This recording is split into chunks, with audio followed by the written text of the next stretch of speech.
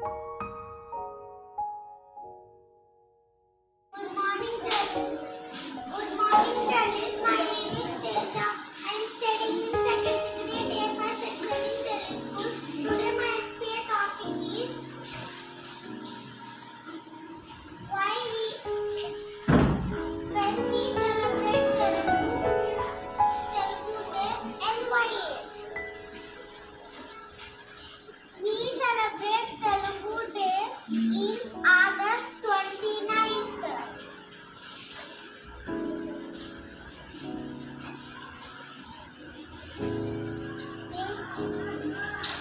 అత్యధికంగా మాట్లాడే భాషల్లో మన తెలుగు భాష రెండో స్థానం